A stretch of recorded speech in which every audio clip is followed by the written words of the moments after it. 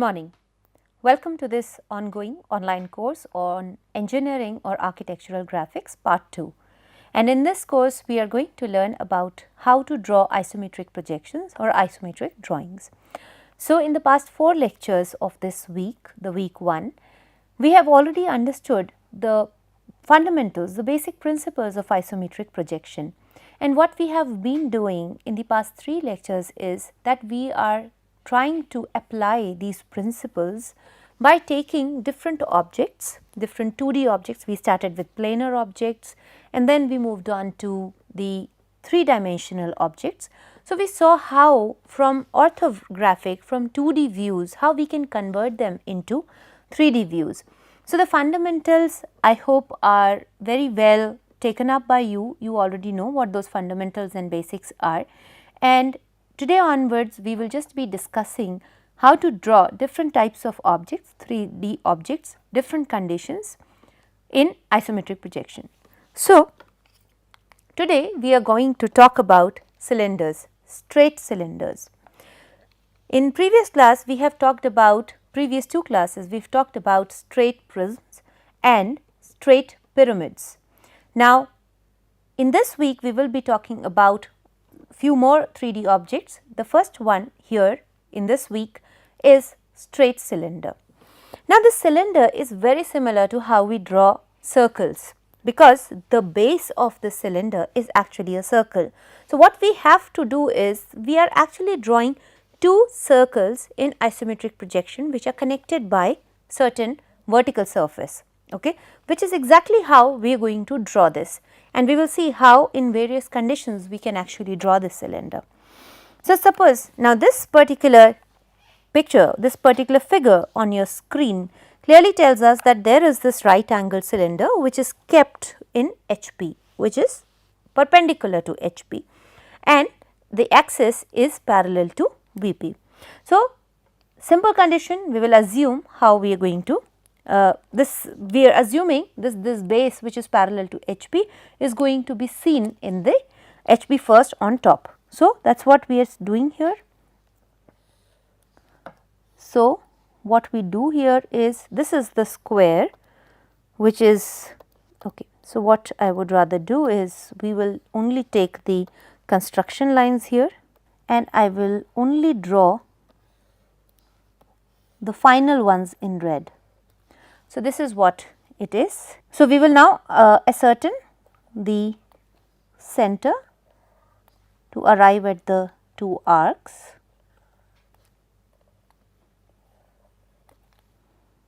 This is where the circle, this is we are drawing the top of the cylinder, the top base.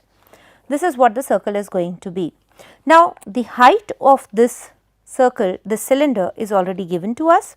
So, what we know very clearly is that if we enclose this entire cylinder in a cuboid, so the height will remain the same and it is going to be vertical, it is vertical. So, it is going to be parallel to z axis.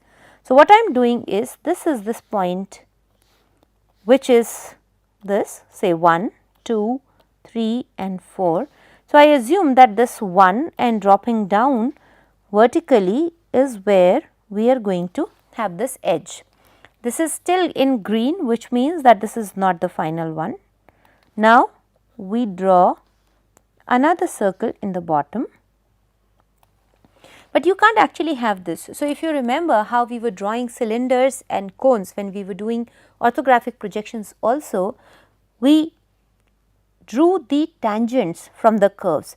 So, if we draw it here, we can still see this surface of the curve at the back, which is not possible in a circular, in a curved surface.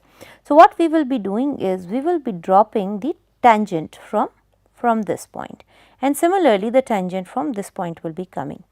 Now, in the bottom we are again doing the same thing. We are going to identify the centers, okay, and we will draw this curve. Exactly the same curve will come in the bottom, right, like this, the same ellipse. This is what comes in the bottom. This is the edge which is joining the tangents of the two. And now let us finalize this. So, if you look at this, this is what you are going to be seeing from the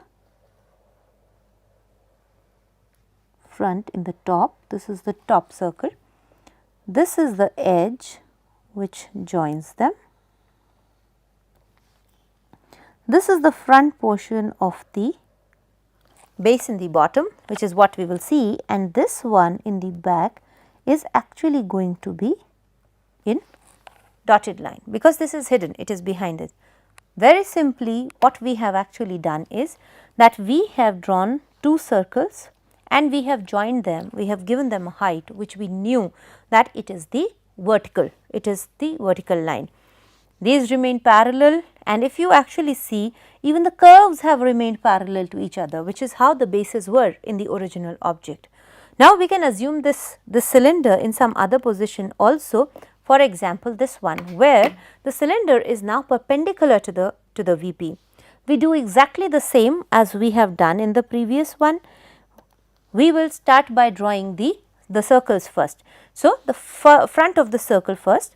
Now, here this circle is going to be enclosed in a square like this, right. We ascertain the center of these arcs. You derive the curve. For this portion of the curve, this is the center. For this portion of the curve, this is the center. This is the center for this curve, this is the center for this curve. The fundamentals remain the same. Now, this is the front circular part of the cylinder. Now, we have another one at the back. Now, how much behind it is determined by this height. So, you could take it here like this, or we could also take it here, anywhere, wherever it is more convenient for us to draw. Okay. Now, we will draw the same circle at the back.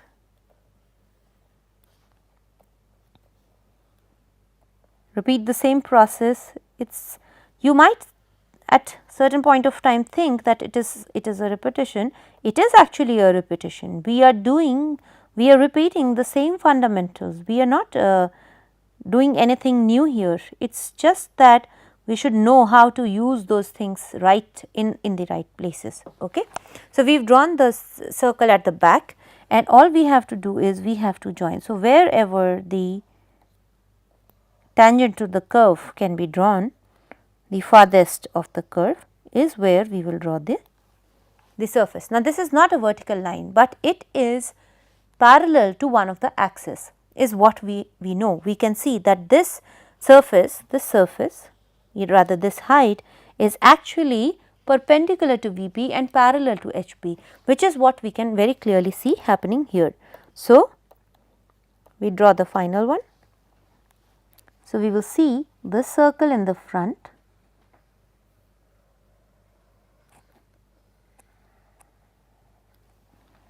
and then we will draw the tangent.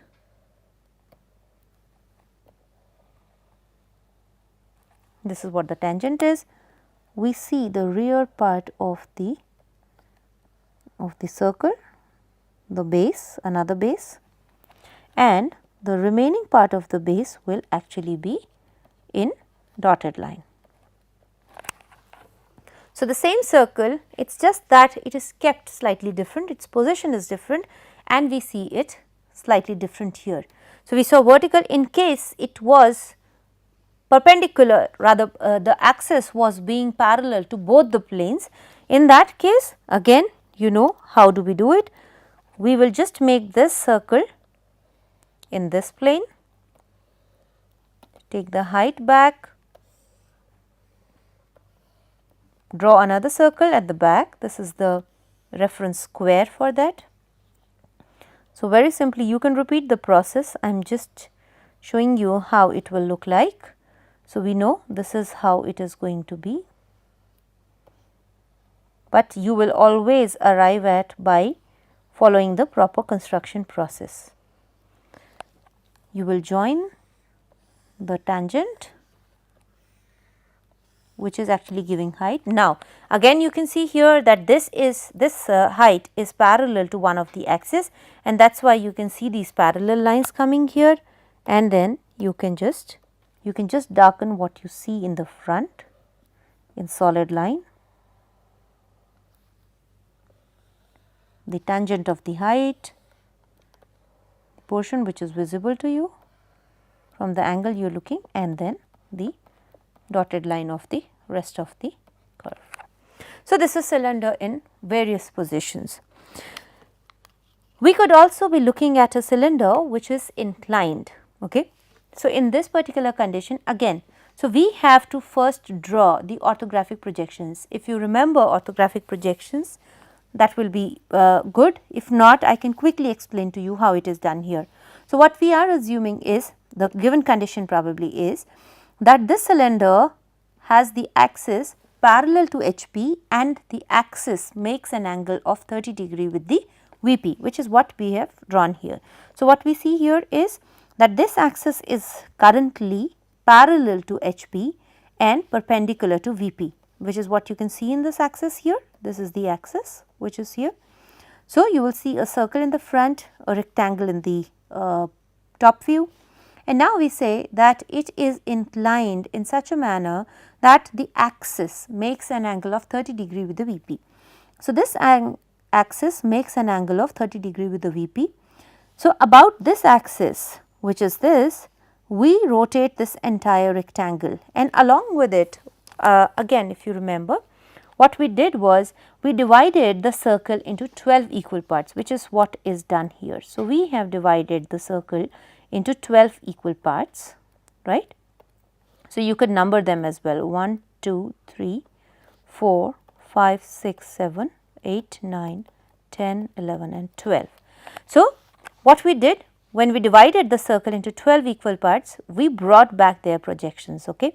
So, these were the projections of these 12 points, which is what you see here, 1, 4, 7, 1, 4, 7, and beneath 4 there is 10, and then in the front probably they have taken this A, B, C, D. Okay.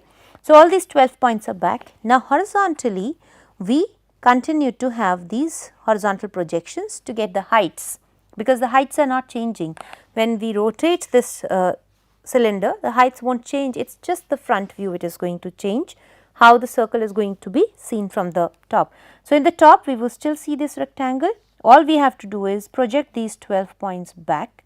We get the same height corresponding to this. So, the height of A, B, C, D and all other 12 points remain the same, and similarly this 1 till 12, and we get this. So, what we see is a circle, an ellipse representing the circle, the rest of this.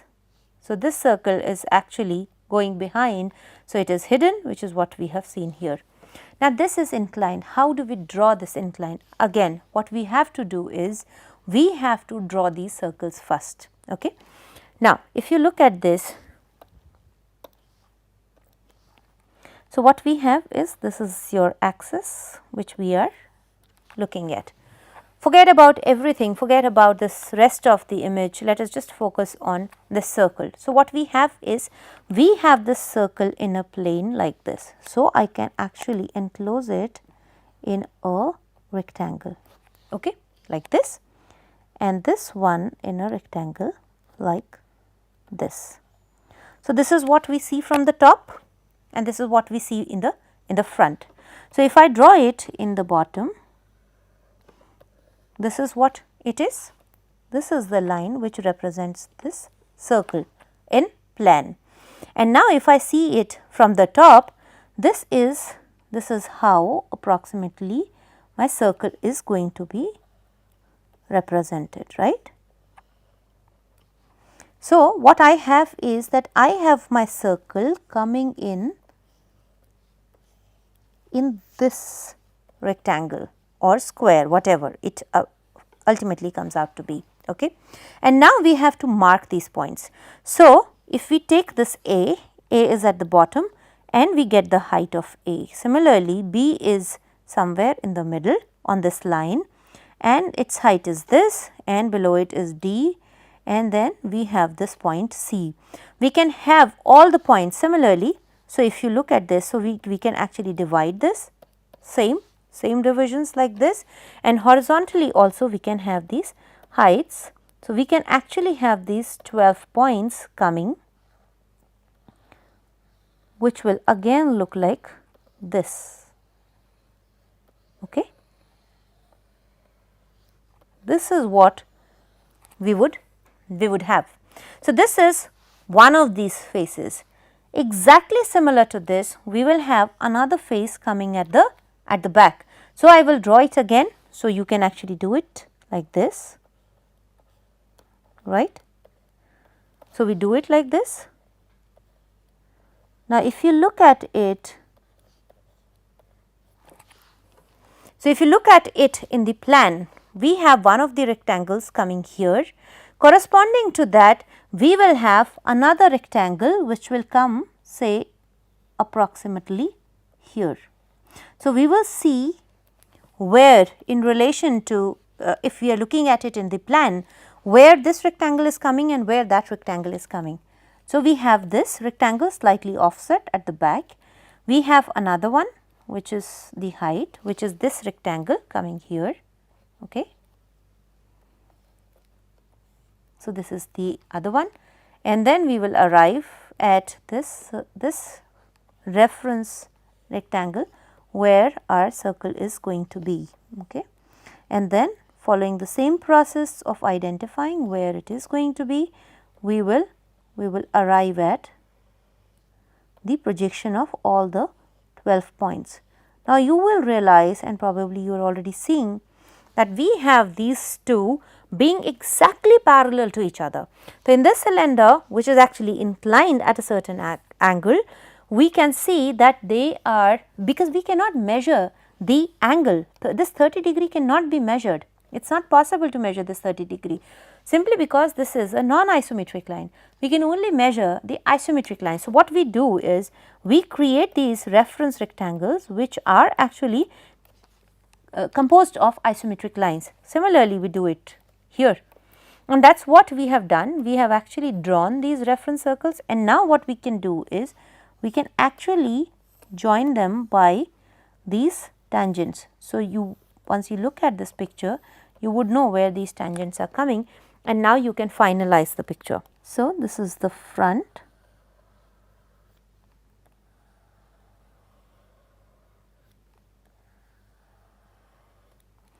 This is the tangent. This is another tangent, which is how we draw these cylinders. This is the rear part of the curve, and this is the part of the curve which is actually going to be hidden. So, this is the cylinder which is inclined at 30° to the VP, but the axis which probably would be, so if I draw this axis, you would see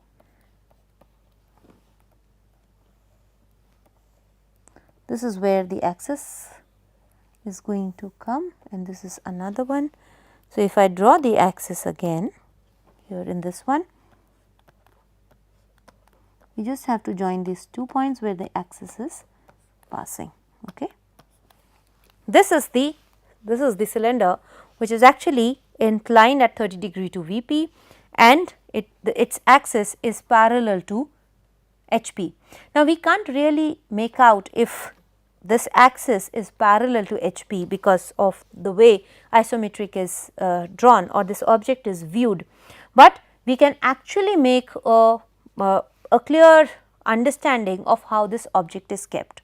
That is how we will be drawing. So, you can actually be given any condition. Now, here we have this cylinder which is inclined to HP, but its axis is remaining parallel. Okay.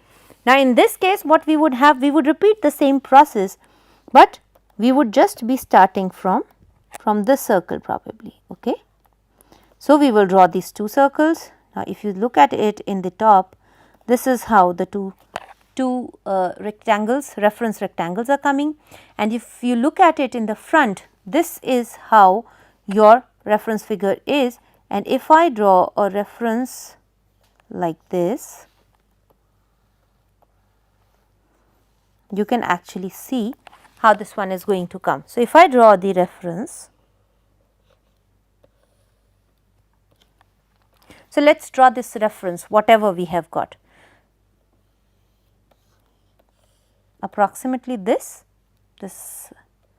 appears to me a squarish shape. Okay. Now, in the plan, so in the elevation, this is what this is where all the points are going to be contained. Now, we will again draw these circles first. Okay. Now, where these circles are going to come is dependent upon where you are seeing this. So, I will have another reference, say this, and another reference within this. Okay. In the bottom, we can see that there is a circle, say approximately this is the rectangle where it is coming. Okay. And then in the height, it is this. So, I have the plane, the circular plane, which is on this line. So, we can actually, this is exactly falling on the same line, but this is where you will actually be seeing this entire circle appearing, right. So, this is here. Now, if you look at it in the top, you would actually have the same thing coming here on the top, right. And what you will have is this again. So, this is where the other part of the circle is going to be. So, this is actually the entire plane, but now we have to identify where the points on it are going to be.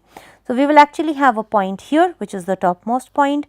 For the bottom one, we would approximately have it, okay, so here in the top, this is the midpoint in the bottom, this is approximately the midpoint in this and this. So, we can't really see it, but there is an ellipse forming on this line. So, all the 12 points are going to be on this line, and the similar thing is happening approximately here. So, these are the 4 points. So, top one, bottom, sides. And now, what we will actually be seeing in this case, this particular case, is that we would probably be joining these, because we can't really identify the tangents here. So, we will be joining the outermost points which are going to come, and this is deceptive, but this is actually going to be the final isometric, simply because of the angle it is making. If you look at it, if you make the actual object, probably you might be seeing something. If suppose there was a slight change in the angle, you would have seen this one coming like this. Now, this depends upon, I am drawing it freehand and I am not really drawing it using set square. So, I do not know, it might actually be looking like this. So, this is a cylinder which is inclined. This is something that you will be seeing. What I assumed and how I was taking, we were getting this, but if you draw it exactly, you might arrive at this. This is a cylinder which is inclined to HP and its axis is parallel to VP. That is what we are assuming, we assumed as the original condition, and this is what we are getting here. Exactly the same way, if you have a doubly inclined solid or a doubly inclined plane, you can do exactly that. All you have to do is you have to arrive at these reference rectangles wherever this is going to be, and we start by drawing planes. So, in this case, in case of cylinders and prisms, we will be starting with their bases, because it is easier to draw them, easier to identify the solid with them, and the rest of the surfaces which are actually the height of the prism or cylinder, they will remain parallel to each other. All those lines will remain parallel to each other. So, what we are essentially doing is identifying the plane which is containing this bottom and the top base. We arrive at that, and then we just identify, in case of cylinder, the tangents and just draw it. In case it was a prism where some polygon, some quadrilateral was used, we would just be connecting those points once we have arrived at that. All we did was identified these reference rectangles, these reference squares, and we joined them, arrived at the plane which is containing this plane, drew that clearly and then connected the rest of the heights. That is how we are going to draw the cylinders. This is one condition where we have a doubly inclined cylinder. I will not solve it here, you should try solving it in your homes, and we will actually be looking at more examples where as we progress into the course, we will be looking at the sections of solids, combinations of solids, and once we have all of that together, a lot of these doubly inclined problems will be coming to the forefront. So, what I expect is that all of you are practicing back in your homes using the stationary proper boards or drafting tools and then arriving at these. In case you do not have pencil and sheets on which you want to practice, you can actually practice on AutoCAD as well. You can use CAD as a tool for drawing, draw the orthographic first and then convert it into isometric. I am not asking you to draw or generate a 3D, I am asking you to draw an isometric projection using simple lines, and that is what you can try even if you do not have physical stationery available with you at this time, because I understand that a pandemic and other things are going on. But then if you practice continuously, we will also be able to help you through your questions, through your queries. You will be able to understand what are the difficulties. If there is certain doubt, you can post it to us and we would be happy to respond back, happy to solve your queries. So, that is all in the lecture today. Thank you very much for joining me in this week. We will continue with isometric projections for the rest of the week. Thank you very much. Bye-bye.